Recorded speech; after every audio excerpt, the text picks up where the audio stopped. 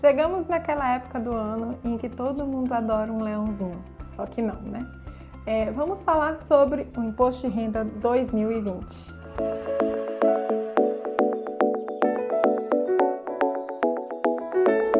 Olá, eu sou a Ariane Cedrais e este é o canal Contas Comigo. Queria te pedir para não se esquecer de se inscrever no canal, deixar o seu joinha e compartilhar, porque a gente vai tirar dúvidas muito importantes sobre o Imposto de Renda de 2020. Para isso, nós temos uma contadora, uma convidada especial, Nádia Cedrais. Ela é contadora, tem um escritório de contabilidade e vai tirar todas as nossas dúvidas. Tudo bom, Nádia? Tudo bem. Então, primeiro vamos começar pelo mais básico. Quem é obrigado a fazer declaração de imposto de renda? Todas as pessoas que tiveram rendimentos tributáveis acima de R$ 28.559,70, todos que tiveram rendimentos isentos acima de R$ 40.000, quem teve ganho de capital na alienação de bens e que está sujeito a imposto, quem realizou a operação em bolsa de valores, quem teve posse ou propriedade de bens e direitos acima de 300 mil em 31/12/2019, quem teve receita bruta de atividade rural no valor superior a R$ 142.798,50 e quem passou a ser residente, passou a ter a condição de residente no Brasil. Todas essas pessoas estão sujeitas. Todas elas são obrigadas. São obrigadas. Independente do tipo de profissão, vamos começar pelo mais básico, que é o rendimento tributável superior a lá 28 mil e uma coisa, e uma fração. Como é que eu sei que eu tive esse rendimento tributável? A sua fonte pagadora, ela fornece para você, ela é obrigada a fornecer o informe de rendimento financeiro, o informe de rendimento. Certo. Ele passa para você e você lá vai observar. É bem simples, bem explícito mesmo, tá lá, rendimento tributável, rendimento isento, rendimento exclusivamente na fonte. Uhum. E quem teve já os seus tributos, quem já paga imposto de renda na fonte, tem que declarar? Sim, tem que declarar. Então, todo mundo que tem uma renda, você tem noção desde que você tenha esse limite mínimo, que seja acima de R$ 28.559,70, você já é obrigado. Mesmo que você só tenha tido uma retenção uma vez no mês, mas você ultrapassou esse valor, você é obrigado. É obrigado, certo. E aí, o que todo mundo pensa, eu sou obrigada a fazer declaração, eu vou pagar imposto de renda necessariamente? Não necessariamente. Existem dois tipos de declarações. Uma declaração simplificada, certo, e uma declaração completa. A declaração completa usa as deduções legais. Então, todas aquelas despesas que tem com médicos, fisioterapeutas, dentista, escola, sua e dos dependentes. Certo. Uma coisa muito importante a ser colocada é que os rendimentos dos dependentes também devem ser declarados. Algumas pessoas declaram os filhos como dependente e aqueles filhos têm renda, já trabalham, ou eles têm uma aplicação no banco e teve um rendimento que foi tributável. É necessário também informar o rendimento dos dependentes. Certo. Quais foram as principais mudanças que a gente teve agora na declaração de 2020 em relação ao ano anterior? Uma das mudanças mais importantes que o contribuinte vai mais gostar é com relação à data de restituição, que começava em junho e a partir deste ano passou a ser em maio. Vai ser, e era sempre assim, meados do mês. E agora vai ser sempre no último dia útil do mês. Então maio vai ser dia 31. 29. Não, maio vai ser dia 31. Deixa eu só confirmar. Desculpa, dia 29. 29. Porque maio dia 31 é 29. E junho 30. julho 31, agosto 31 e setembro dia 30. Então, quem não recebeu até setembro caiu na malha. Sim. Então, né, cruzar os dedos para receber a restituição. Quem tem restituição a receber, porque não é todo mundo que tem restituição a receber. Nem todo mundo. Algumas pessoas pagam no decorrer do ano e ainda pagam novamente quando declaram. Certo. Como é que funciona isso de por que eu tenho que pagar mais ou por que eu tenho dinheiro a restituir? Depende do valor que você recebe. Certo.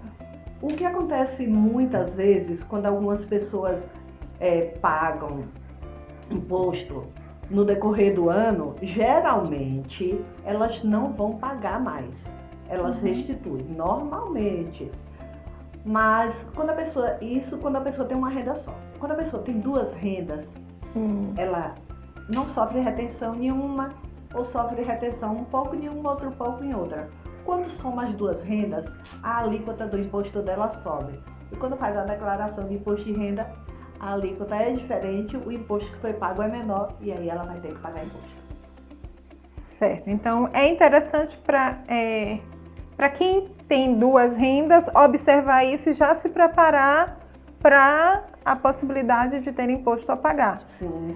Então, é importante fazer uma reserva já para isso. Fica a dica de fazer uma reserva. Se você sabe que você vai pagar imposto de renda, né? Porque tem duas fontes de renda ou não tem imposto retido na fonte, é importante que você sempre tenha uma reserva. Recebeu o dinheiro, já pega a alíquota de imposto de renda e investe, porque aí sobra um pouco para você, né? Já pega, já deixa lá, não paga a mais diferente daquilo que é devido, né? Não. Você paga o valor que é devido.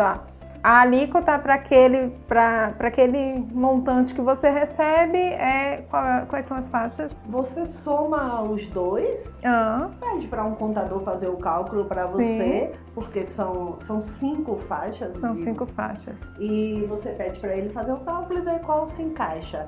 Porque a alíquota nem sempre é exata. Depende do valor. Ela é variável. Ela é variável, né? Então, vê com o contador como é que você vai fazer para já programar a sua reserva já para pagar o imposto de renda. E como é feito o pagamento do imposto de renda? Você pode pagar em até 8 parcelas. Tem juros? Atualização pela Selic. Selic 4,25% ao ano. É uma taxa que você poderia estar recebendo, então não é interessante parcelar, já que você tem. Se você tem a reserva, não é interessante. Agora, um detalhe importante: a parcela mínima não pode ser menor que R$50. Então, você pode parcelar desde até que 8, desde que não tenha uma parcela menor que R$50. Certo. E quais são os erros comuns ao se fazer uma declaração de imposto de renda? Muitos. Eu diria que o mais importante de todos é a pessoa não estar preparada. Como assim? As pessoas não têm o hábito de se preparar para fazer o imposto de renda. Então você tem que, no decorrer do ano, você ir guardando sua documentação, você separar tudo, colocar numa pastinha e procurar um contador de sua confiança para fazer.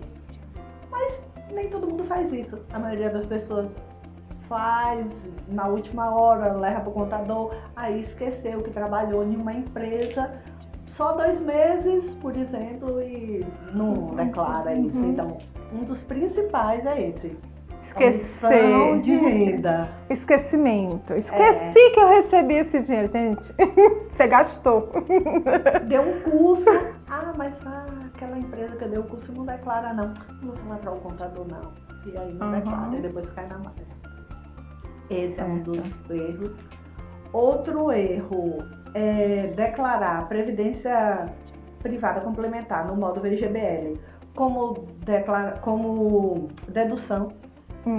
Não é dedutível, VGBL não é dedutível. PGBL sim, VGBL não. Então você tem que saber o tipo de previdência que tem. Se você tem VGBL, não é dedutível no imposto de renda. PGBL sim, é dedutível. Certo. Outro erro muito comum é Prêmios que se ganha, por exemplo, de loterias, vai e declara como rendimento tributável. Não é rendimento tributável, é um rendimento exclusivo na fonte, porque todos esses prêmios você já paga o imposto, já fica retido. Já está lá retido. Você só tem que informar que você ganhou. Você informa que ganhou e que é um rendimento exclusivo na fonte. Também declarar doações assistenciais como despesa dedutível. Você não pode qualquer, você só pode aquelas que são permitidas por lei. E a exemplo de doações para o Fundo de Criança e Adolescente. E esse ano, uma novidade também para idoso. Certo. Também. Então, quem faz doações para asilos, casas de repouso, pode ter. Só pode aqueles que estão autorizados. Lá, quando você vai fazer a declaração, você faz doação diretamente na declaração e aí você diz se você quer doar para o fundo da crise. Você doa na própria declaração. Você não pode simplesmente, eu faço doação mensal para o Avosos. Isso não pode. Isso não é dedutível. Não é dedutível. E as pessoas colocam isso no imposto de renda? Colocam. Certo. Colocam. Outra coisa que as pessoas erram muito é com despesa com educação. Certo. Aí bota educação, tipo, com cursos de idioma.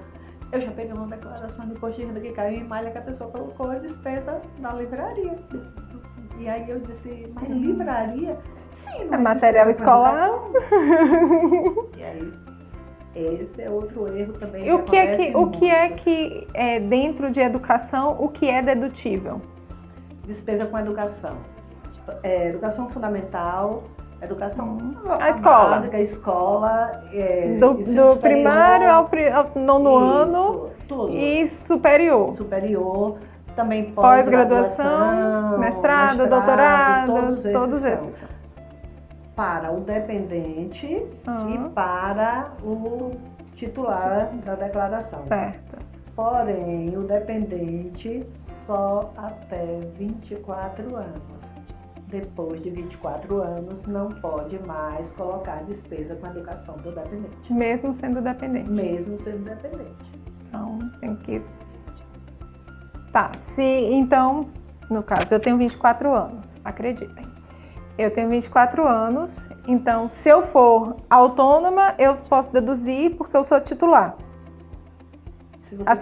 Acima de 24, eu sendo titular, eu posso deduzir a minha. A sua, qualquer idade, não tem idade. Agora, do dependente, não. Então, por exemplo, eu sendo sua filha, você não poderia mais deduzir. Se você tem 24, ainda poderia. Depois do 24, então, a partir de 25. Não pode mais. Certo. Também outro erro que acontece muito, as pessoas colocam dependentes que de fato não são dependentes na declaração. Quem paga a escola do meu neto sou eu, vou colocar. E coloca. Não pode. Você só pode colocar os seus dependentes. Os dependentes são os filhos. Legais. Não necessariamente filhos. Você pode ter a guarda judicial de alguém. Certo. Pode ter um neto e você tem a guarda judicial. Pode ser seu dependente. Certo. Não é assim, tipo, eu pago, vou deduzir. Eu pago, eu posso. Não. Interessante. Tem mais... Eu queria falar também ainda sobre MEI. Sobre a declaração. Porque, assim, a gente está falando muito voltado para quem tem salário ou rendas, assim. Mas para quem tem uma empresa, vamos começar primeiro pelo MEI. Quem tem MEI tem que declarar imposto de renda? Tem, desde que ele tenha aquela renda superior. Certo, não é qualquer MEI. Não é qualquer MEI. Desde que ele tenha rendimento tributável. O grande problema do MEI é que a maioria das pessoas acreditam que abre um MEI e que não tem implicação nenhuma, que qualquer pessoa... E pode sim, qualquer pessoa pode fazer a declaração? Pode. Sim. Qualquer pessoa pode fazer qualquer declaração, desde que não exista a necessidade de ter uma assinatura digital dele e do contador. Se não tem essa necessidade, qualquer pessoa pode. A questão é, vai estar qualificada para isso? A pessoa que está fazendo isso é capacitada? Entende então, mesmo o que está acontecendo. Entende, tem que ver isso. Por quê? O que acontece? O MEI, ele pode ter um rendimento anual de até 81 mil. Como é que é feito o cálculo para saber se ele vai ou não estar obrigado? Tem que pegar o valor do faturamento anual e deduzir as despesas. Quais são as despesas? Todas as despesas comprovadas. O que são despesas comprovadas? Despesas que têm documentos fiscais, documentos idôneos. Então, deduz isso, aí você evidencia o lucro. Então, digamos que você teve um faturamento de 81 mil, e aí menos 10 mil, digamos que a despesa foi 10 mil, você teve um lucro evidenciado de 71 mil. Certo. Você pega os 81 mil e digamos que a sua atividade seja de serviço. Serviço, normalmente, existem duas alíquotas, mas normalmente é 32%. Então, você calcula 32% de 81. Você vai encontrar um resultado de 25.920. Você pega o lucro, que foi 71 mil, deduz os 25.920 e você encontra 45.080. Esses 45.080 é rendimento tributável. Automaticamente, você está obrigado a declarar isso no seu imposto de renda. 45 como rendimento tributável e 25.920, que foi a aplicação dos 32%, como rendimento isento e não tributável. E aí o que acontece? Muitas pessoas não declaram imposto de renda da pessoa física, tendo MEI, não declaram qualquer valor, diz que recebeu os 61 mil, ou então diz que o rendimento foi só de um prolabore por mês, e aí multiplica isso por 12, um prolabore, digamos que... Um salário mínimo. Botou um prolabore de um salário mínimo e multiplica por 12. Aí, quando vai declarar o imposto de renda da pessoa jurídica, do MEI, declara que apurou 81 mil. Ora, se você diz que apurou 81 mil e você teve só uma despesa, como eu dei o exemplo de 10, você tem um rendimento de 45 mil tributável e você teria que pagar imposto de renda sobre isso. Então, quem tem MEI tem que ter muito cuidado na hora de fazer tanto a declaração da pessoa física quanto da jurídica. Não é tão simples. Não é tão simples como dizem. Tem que ter cuidado, procurar um profissional da área. Os MEI, no primeiro ano, a declaração, os contadores que são optantes pelo Simples, eles são obrigados por lei a fazer a primeira declaração da pessoa jurídica dos MEI. Assim como são obrigados a abrir o MEI. Muita gente procura o Sebrae vai e ajuda, mas os contadores têm esta obrigação. Os contadores que são optantes pelo Simples Nacional. Apenas eles são obrigados. Não é todo mundo. E você é optante pelo Simples Nacional? Sim. Então ela faz a abertura de MEI e a primeira declaração da pessoa jurídica. E isso é sem custos. Sem custo nenhum. Então, ótima dica. Para quem investe em bolsa de valores, é obrigado. Sim, todas as pessoas que investem em bolsa de valores Então, são obrigadas.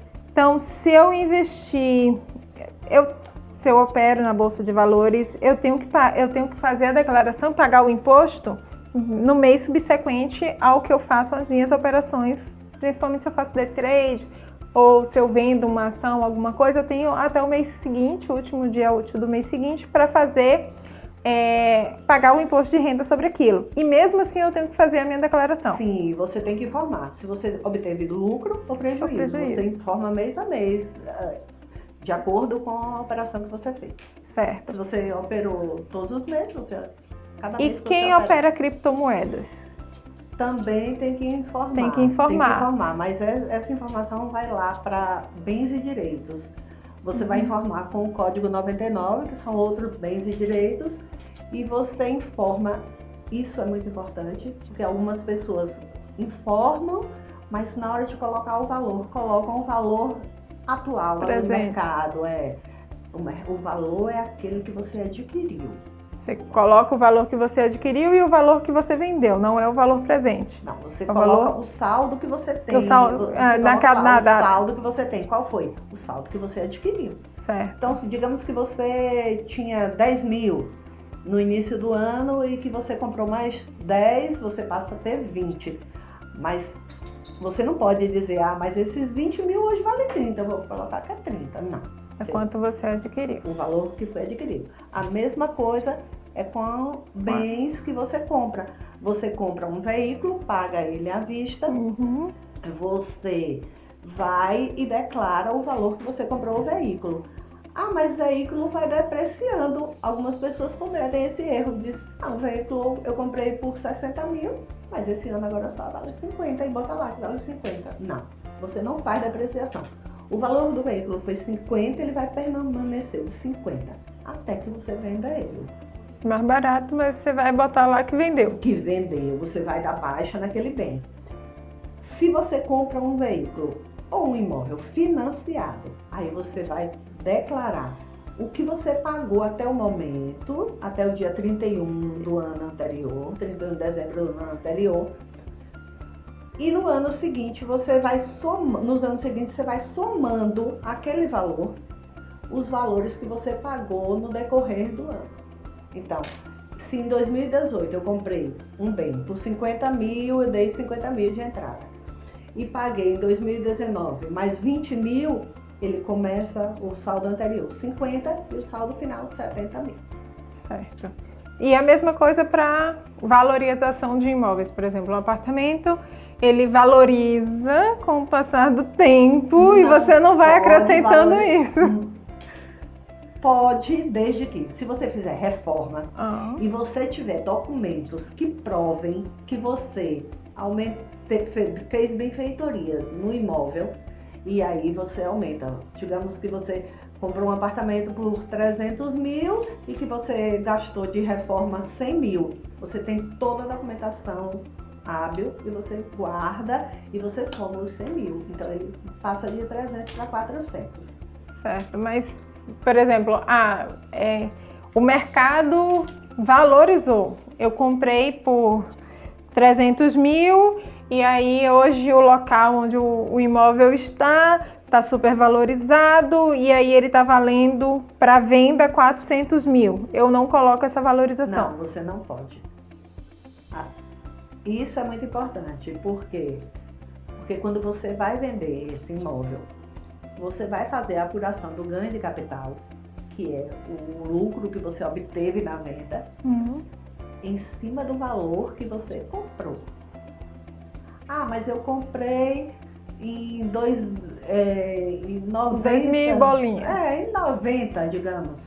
E aí eu tô vendendo agora e vai ser esse valor que eu comprei, eu não fiz nenhuma reforma, vai. Agora o que a Receita faz?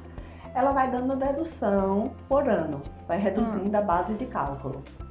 Mas você vai pagar um imposto sobre ganho de capital. Sobre ganho de capital, que é uma declaração dentro da declaração de imposto de renda. Certo, muito interessante. Eu acho que esses são os principais pontos.